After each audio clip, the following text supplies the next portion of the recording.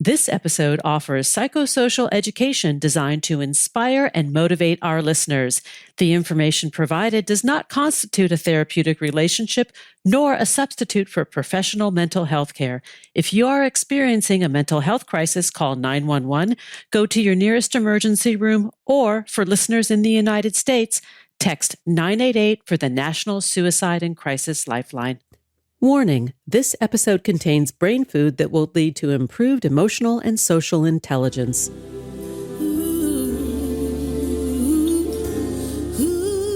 Thanks for tuning in to Harvesting Happiness today for a healthy serving of consciously prepared brain food. This is Lisa Cypers Kamen, your host. Since 2010, we've been broadcasting sound ideas for better well-being.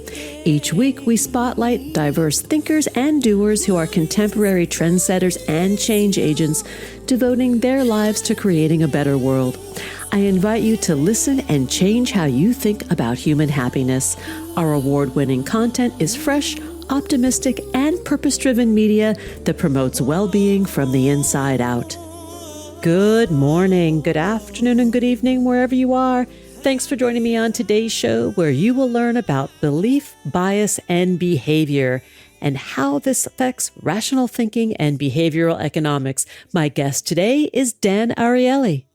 Portions of this episode originally aired in October of 2023. Dan Ariely is the James B. Duke Professor of Psychology and Behavioral Economics at Duke University and a founding member of the Center for Advanced Hindsight. He does research in behavioral economics on the irrational ways people behave, described in plain language. Dan has written New York Times bestsellers, including Predictably Irrational, The Upside of Irrationality, and The Honest Truth About Dishonesty. His most recent book, which I'm super excited to talk with him about, is Misbelief: What Makes Rational People Believe Irrational Things. And it's now available wherever books are sold. Welcome back, Dan. Thanks for joining us on the show today. Lovely to be back. Let's talk about your personal experience with COVID and the accusations that were going on around you and what sparked your interest in misbelief. I think the right way to describe it is, first of all, to describe the high I was in during COVID. And the reason was that all of a sudden social science was unbelievably important. Everybody wanted to understand something. Do fines work? How can we get people to wear masks? What do we do with distant education? How do we give money to people who are on furlough? All of these questions. And I basically kind of with two phones and my computer trying to answer questions from all over the world. And I feel I'm the most useful I could have been. And I'm so, of course, there's lots of terrible things happening, but I feel I'm doing my best. And all of a sudden I get an email in July and it says something like, Dan, what happened? How have you become this person? And I answer, how? What happened? And I get lots of links. I'll just describe one. That link describes how there are pictures of me from hospital. As you know, I was badly burned. I was in hospital for about 3 years. So it starts with pictures of me in hospital. And then it says that because I was badly burned, I started hating healthy people. And that's why I joined Bill Gates and the Illuminati and the Cabal. I became the chief consciousness architect of the pandemic, and in an attempt to kill as many healthy people as possible. And there were lots of other stories, but you get the basic story. And I had two periods. I had about a month in which I just tried to argue with these people and convince them about what I was really doing. I thought that everything I was doing was for the better of humanity every moment. And I tried to convince them. I failed. And it took me a month to admit defeat. Slow learner. And then I spent the next 2 years in some of the darkest corners of the internet, talking to people, looking at information and so on, and trying to understand this machinery. Because here's the puzzle. We all have people in our circles that 5 years ago we would have said, these people are just like us. And today we're saying, I don't understand how we're both human beings, both seeing the world in the same way. How can that be? And the story of this book is really the story of this process that people go through, and they are the same, and we're not immune from misbelief. And what is the process that they've gone through to make them so different? It also holds some of the keys to making things better. I want to just say something about misbelief and us all being vulnerable to misbelief, because I think that's correct. And that's where like the human condition applies to all of us. It's like just where that misbelief begins to focus, right? Externally, internally. So it's actually both, right? So the misbelief is both about believing something that is not true, that the majority of experts, majority of people don't believe, but it's mostly about an internal state. It's mostly about saying this is not just something. So I'm in California now. So let's say I believe that kale is not that good or healthy or whatever. It wouldn't be. I wouldn't call it a misbelief because it's not going to be central to my personality, to my identity, to my existence, and it's not going to be the lens through which I'll look at everything else. But for misbelief to be a misbelief, it needs to become something central in people's identity and a way from them to view the world from that perspective. So if somebody, for example, believes that the earth is flat, it's not just that the earth is flat. As I say, maybe it's flat, maybe it's not. No. It's central, and it includes all kinds of other elements. NASA is hiding things. All schools are teaching the wrong thing. It's a set of beliefs from which they view everything else. So that's important. Let me ask you just one clarifying question about that. As you're speaking and we're talking about it seems to me we're also talking about self-identity, right? That once these kinds of beliefs take hold and it's part of the internal structure of our self-esteem, right? That there's self-esteem tied to it and being part of a group that shares those same beliefs. So then it takes on more power. So the groups come later. So you're absolutely right. But I had all kinds of observations. But what I call the funnel of misbelief is this machinery that changes people. And the starting condition, the breeding ground for this misbelief is stress. Yeah. And it's not the kind of stress that says, I'm really busy today. I don't know how I'll finish my work. It's a stress that says, I don't understand the world. Something is not going well. I'm not getting my share. Other people are being treated better. I'm not. We don't know exactly where it's coming from. It could come from violence in the country. It could come from health. It could come from finance, relationship. But we have this stress. And now what we do is we have an urge to explain the world. We have an urge to tell a story. And this story has a couple of interesting elements. One is we want a villain. Why? Because we don't want to be, it's not my fault. Right. We need a villain. And we actually want a complex story. Now, usually we want simple stories, but here we want a complex story. Why? Because if I feel not being treated well and so on, I feel like I'm an underdog. And if now there's a complex story that I understand, but most people don't, now I'm in a position of power. So misbeliefs are not for nothing. They are a response to a real need.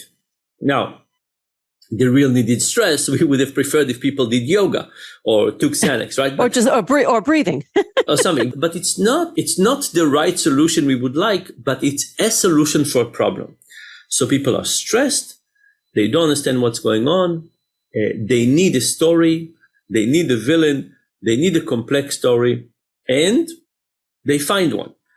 Now, that's the first part. And then there are three other parts. So we said stress is the breeding ground. Then we have cognitive processes that help usher this process. Then we have personality processes that help. And then the final thing, the thing that seals the deal is, as you said, the social element.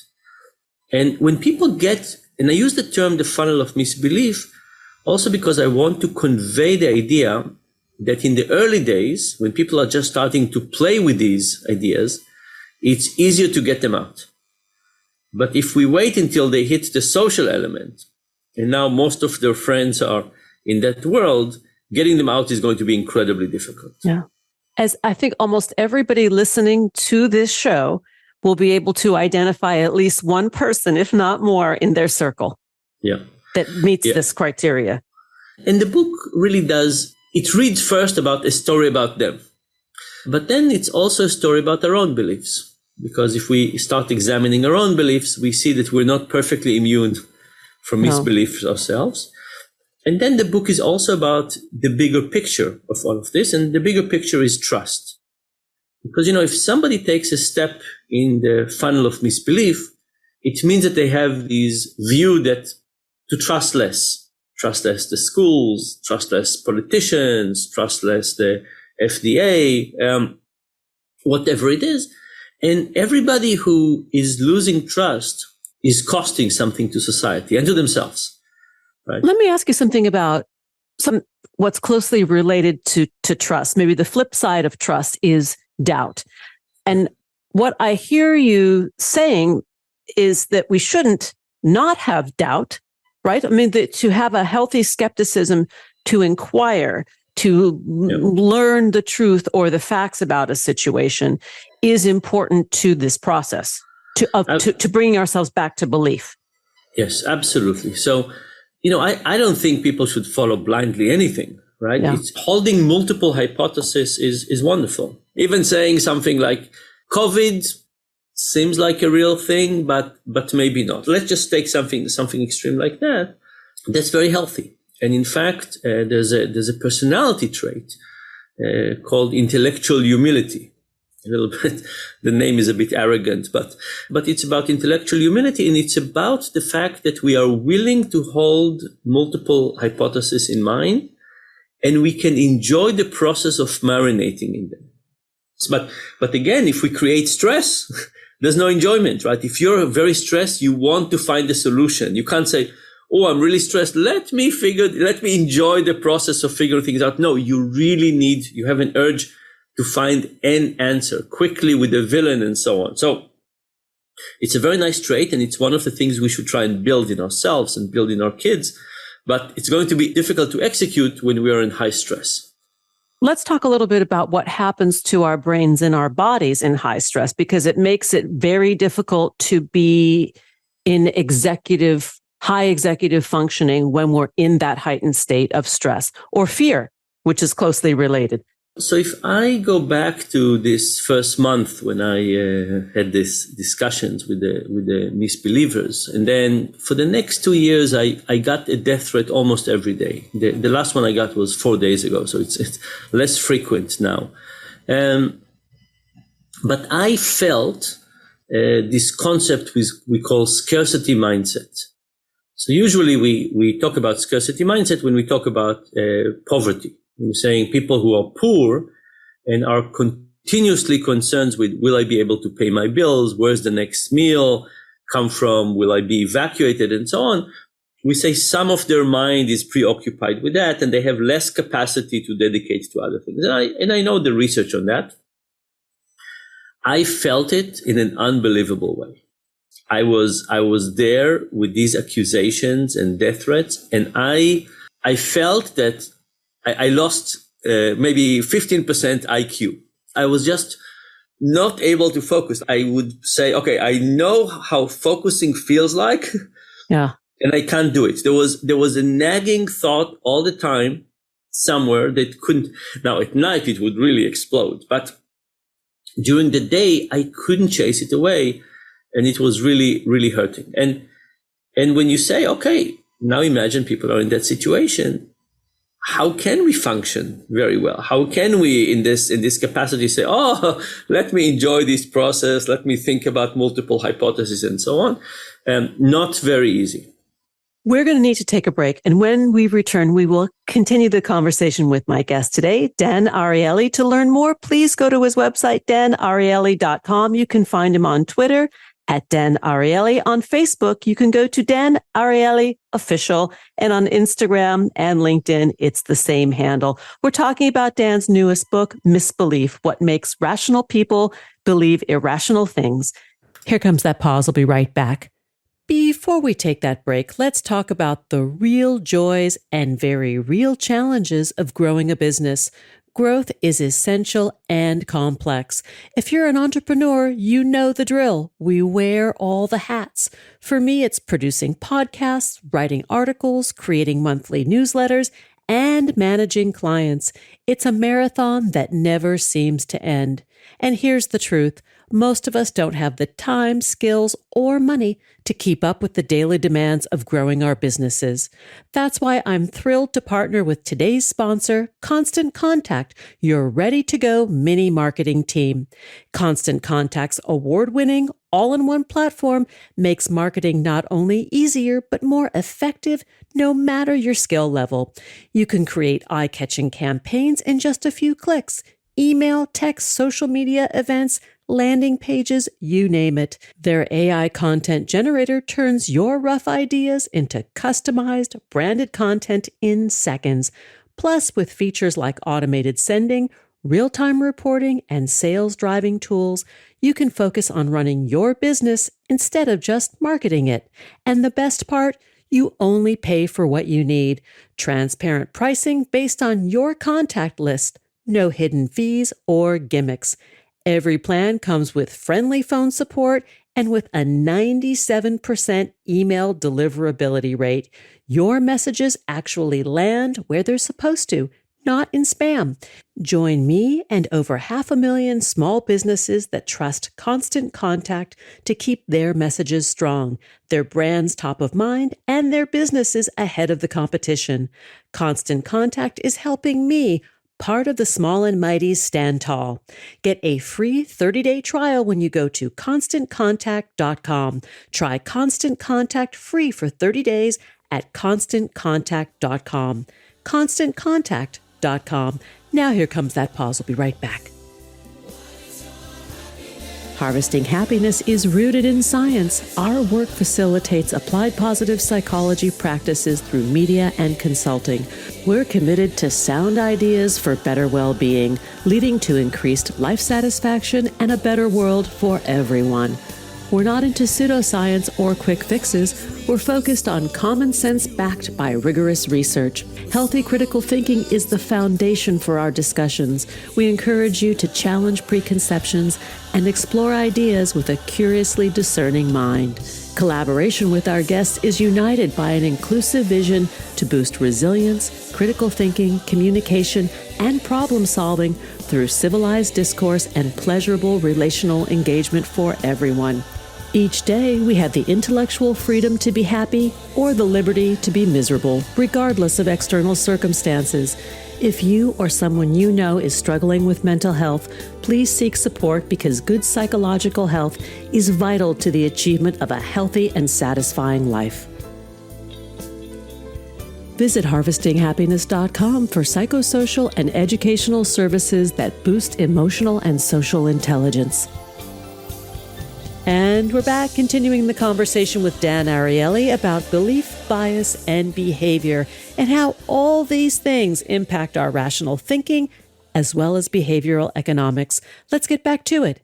So Dan, let's go back to one of the elements of the funnel of misbelief. And you talk about the social aspects, cultural aspects. Let's go back there for a moment. Yeah. So people basically start their journey. And the first thing that happens, sadly, and I have done this sin, and in a minute you'll tell me if you have done it as well, they get ostracized. So let's talk for a second about ostracism. There's a beautiful kind of anecdote how the research on ostracism started. This guy, Kip, is walking with his dog in the park. He sees two people playing frisbee. The frisbee falls next to his feet. He picks it up, he throws it to one of them, and to his surprise, they throw it back to him. And they keep on throwing the frisbee back and forth, including him. And after a few minutes, they stop throwing it to him and just play between the two of them. And he feels rejected. And he says, why did he feel rejected? He didn't know them. He didn't come to play with them. Clearly, he was an outsider. But then, of course, he went and did a lot of very serious experiment on ostracism using the same approach. 3 people playing, tossing to everybody versus tossing to everybody, and then stopping and leaving one person alone. And he showed that ostracism is unbelievably painful. It changes people's optimism, and it changes people's well-being, and it changes their willingness to help, and it changes dishonesty. It changes lots of things. It just gets us to be bad people. And when I said I'm guilty, when I have met people in my circles in the beginning who started expressing opinion that I thought were misbeliefs, I did not show enough empathy to them. I made fun of them. Not fun, but I basically said like things, how can you possibly believe that, right? It wasn't, and when we make small joke at somebody, they don't see it as a small joke. They see it as a big joke. So the first thing we need to understand that probably many of us, without intention, have taken people in this very fragile state when they're just trying to explore alternative ideas. And instead of showing them empathy, we chase them away. And what do? They go to where they can find like-minded people. And, if you think psychologically and you say misbeliefs fulfill a function, these groups also fulfill a function. There was one guy who posted a very long post about Nuremberg Trials 2.0. And he said that there will be Nuremberg Trial 2.0 for the people who made crimes against humanity during COVID. And I was one of the people who was going to be trial. And he declared, he went through my accusations.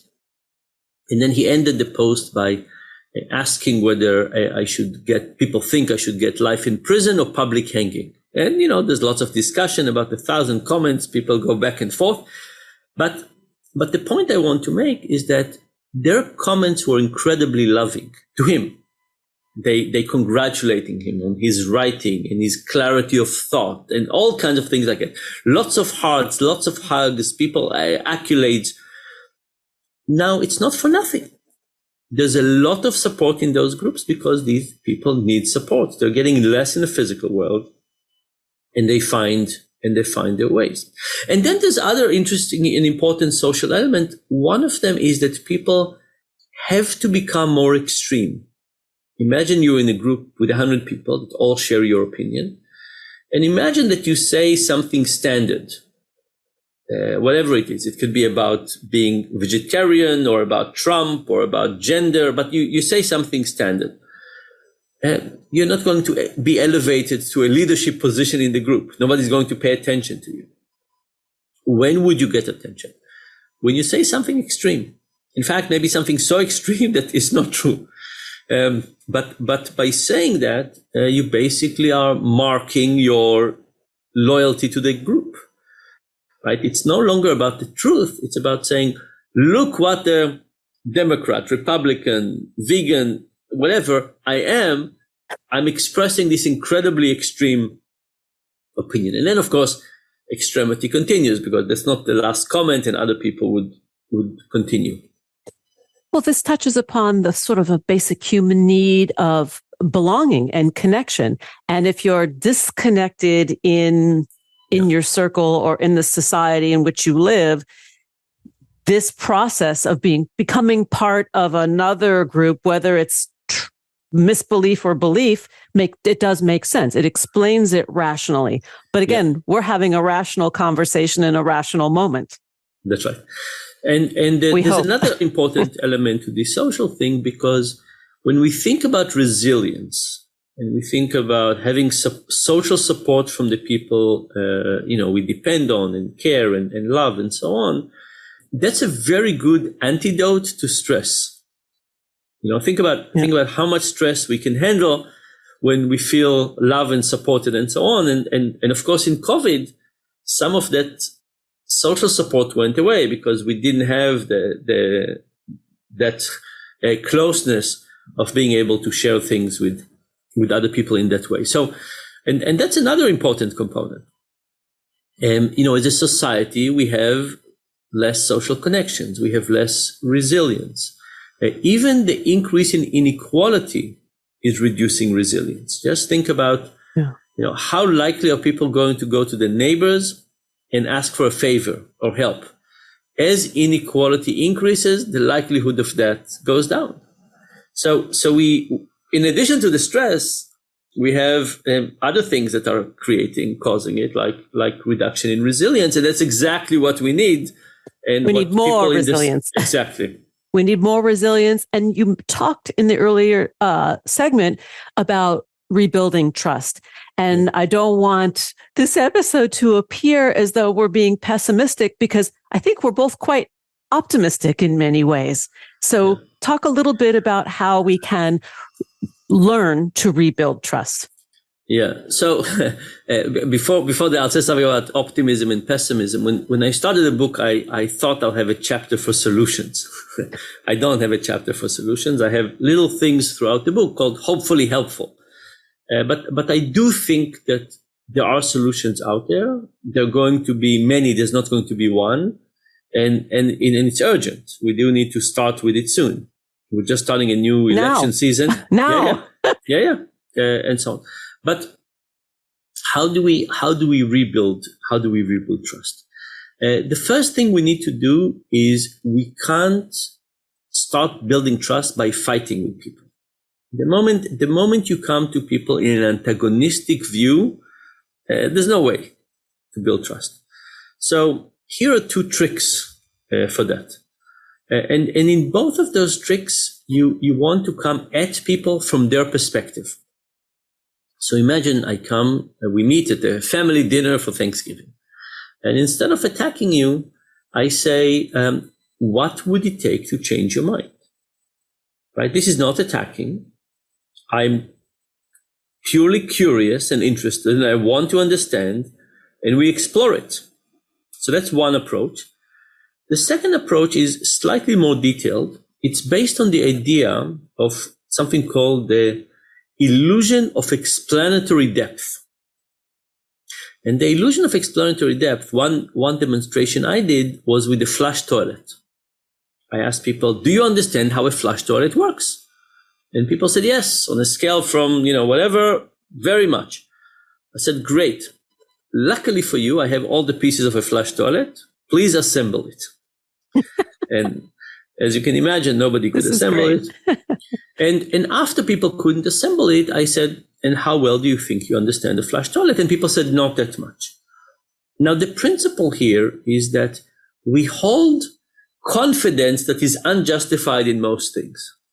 And one way to break it is not to bombard people with new information. Here's a paper about, no. Help me understand how this works. So we did, for example, in the context of the elections. You think that the elections were stolen? First of all, how do elections really work? How does it work? And where would it fit? Most people can't tell you how they really work because we don't teach civics in our classrooms anymore. So how would we know? So and then you say, okay, so how does the stealing exactly work? Where would it be? And you mentioned in the beginning that healthy skepticism is important and holding multiple hypotheses. And what it means is that we want people not to hold these beliefs in very, very high certainty. The moment the certainty goes down, that's an incredibly healthy process. And by the way, you can do this exercise in almost everything. Draw me a bicycle. Are you sure this is how a bicycle works? Tell me how a zipper works, how a lock works. And of course, for invisible things, our unjustified confidence is even larger. How does love work? How does love, how viruses, how elections, how democracy, how money happiness works. So, when we think about how do we create these conversations, it's important not to attack, but to come from their perspective and go on a journey together of rebuilding. The other thing I would say is that, who needs to take the first step? So we all know that when we meet somebody, if we want them to tell us a secret, the first thing to do is we need to tell them a secret. You basically give them the power. You say, I trust you. That's the first step. I'm giving you doomsday weapon. Here's a terrible secret about me that I don't want anybody to know. I'm giving it to you. Now I'm giving you power. Yeah. And that's that. And we all know it instinctively in terms of telling a secret. It depends on other things as well. It works on other things as well. So, if you think about government and citizens, who should take the first step? I think it's the government. It's a little bit irresponsible to ask the citizens to go first into trust rebuilding. If you think about this next election cycle, we're not starting from zero. We're starting from when we left the last one. Yeah. Not a particularly good place. At a very elevated, agitated place. Yeah. Yes, indeed. And it's true for all the institutions. It's true for us as society.